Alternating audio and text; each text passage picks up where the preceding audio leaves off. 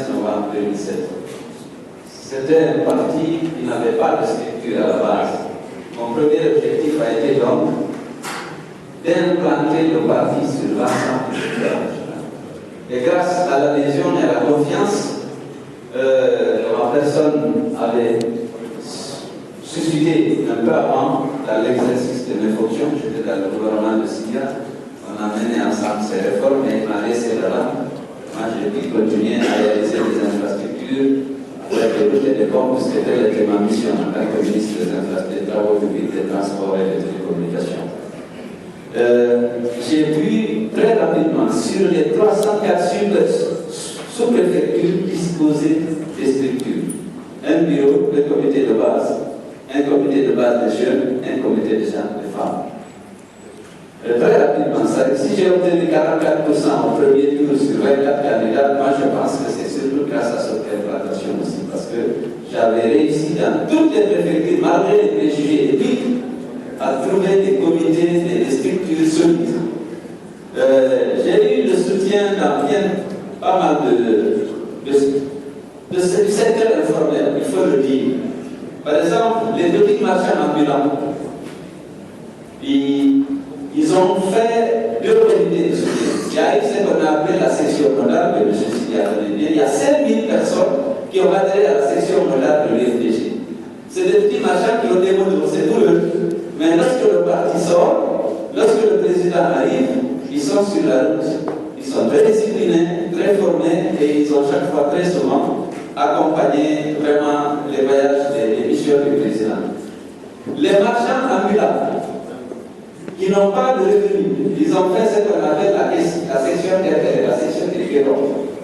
Eux aussi, ils ont construit un comité de soutien à celle de l'année.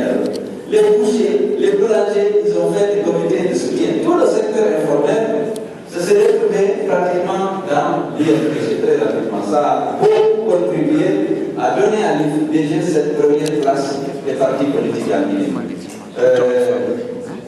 Lorsque nous décidons de faire une bonne ville, après la crise, de manifester contre le pouvoir, les responsables de ces comités de soutien, boulangers, bouchers, marchands ambulants, commerçants, ils sont tous informés et il faut leur donner l'impression qu'ils participent au débat. Parfois, je reçois personnellement les gens, je dis, est-ce que vous pensez que c'est important, comment on le fait? Et ce sentiment de participer à la décision les motive. Et on n'a pas à leur demander de l'argent, et très souvent, c'est eux qui nous en donnent. Donc, l'UFDG a pu vraiment, en 6 mois de présidence de Seydou Dalein Diallo, devenir la première force politique du pays. Ce n'était pas simple, mais on a pu le réussir et les résultats de l'élection présidentielle l'ont montré au premier tour, puisque sur les 24 candidats, j'ai été premier avec 44%. L'actuel président, qui était second dans les résultats officiels, n'avait eu que 18%. Et M. Sidi n'a pas beaucoup commenté sur la fraude qui a caractérisé notamment le second tour. Parce que lui, il était en 3e position avec 16% au résultat provisoire. Il a décidé de le soutenir.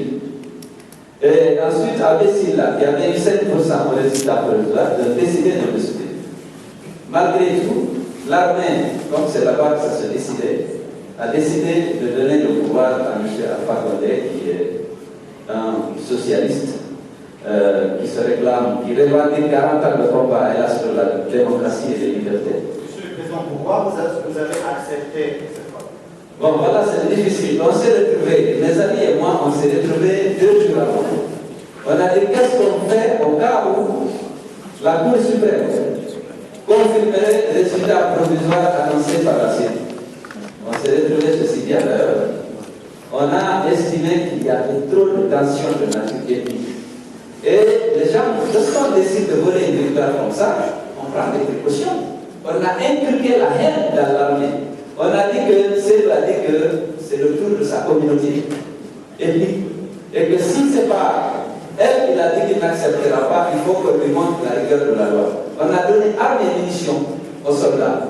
On a dit, voilà, c'est la Cour suprême qui connaît où est la légalité. Si la Cour suprême prononce, s'il manifeste, il faut agir. Déjà à l'annonce des résultats provisoires, on avait tué une douzaine de personnes, violé 9 filles, qu'on a fait leur partie pour Dakar, pendant ce temps pour intimider. Et dans les fiefs, on a déployé suffisamment de policiers, de gendarmes et de militaires. Dans tous les quartiers de mes fiefs, dans chaque secteur, il y avait un PA militaire, avec beaucoup de gens, si bien que c'était extrêmement difficile pour ne pas aller à un carnage et à des violences qui auraient pu conduire à une guerre civile, étant donné les tensions ethniques, parce que la campagne a été malsaine.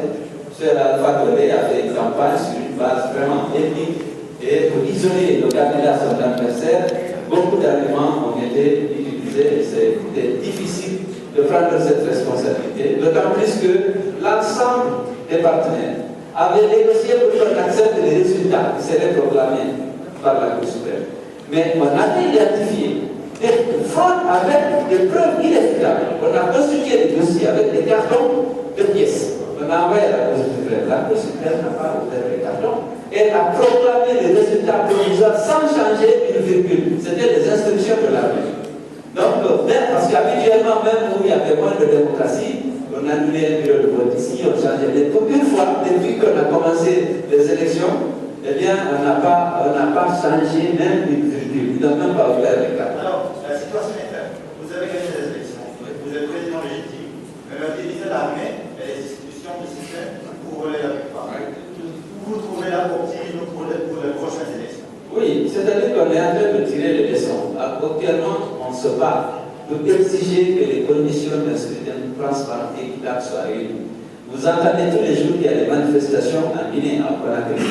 On a fait des manifestations, malgré la campagne d'intimidation, de corruption, d'emprisonnement arbitraire, nous continuons à faire des marches pacifiques parce que la loi nous donne le droit. Depuis que nous avons commencé, les militants de l'FDG qui sont vraiment révoltés, ils continuent de manifester, on a enregistré 1160 arrestations, 650 condamnations par les tribunaux et 14 morts par balle. Ça, c'est depuis que M. Alpha Condé est au pouvoir et qu'on a commencé à manifester pour exiger une série neutre et indépendante et que l'opérateur qui doit procéder à la révision des listes électorales soit choisi dans la transparence. Parce qu'est-ce qui s'est passé? La coalition de M. Alpha Condé a éclaté.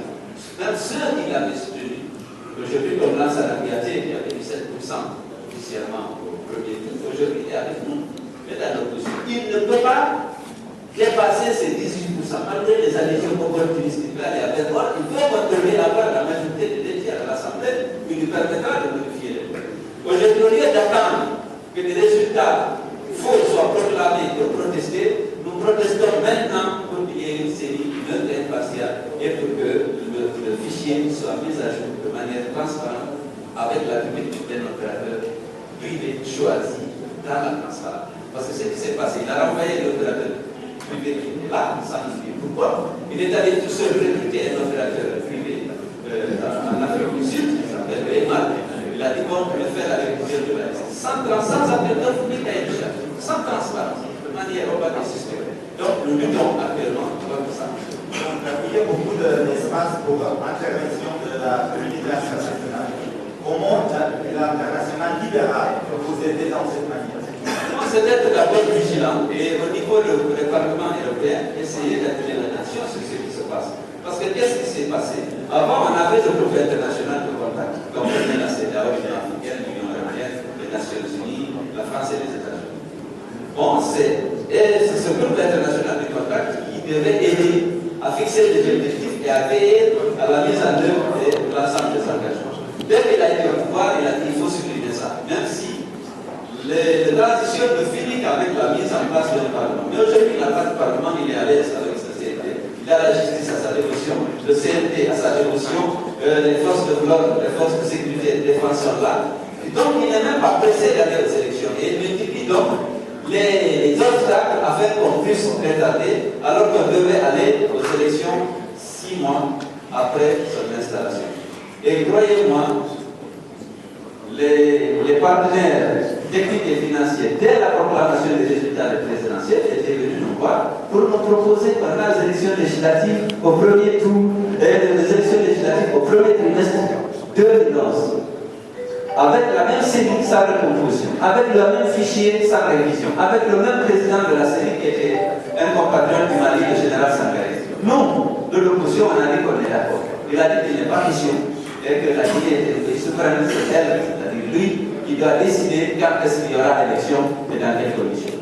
Il a dit que le premier ambassadeur qui lui parle d'élection, il le fout dans la rue. J'ai le cité. Et il l'a répété lui-même. Bon, donc voilà, c'est le genre d'homme. Il ne veut pas que la communauté internationale s'en mêle. Elle s'en mêle néanmoins, mais avec beaucoup de doigté pour éviter de heurter M. le Président démocratiquement qui est là. Et voilà, donc je vous présente le président du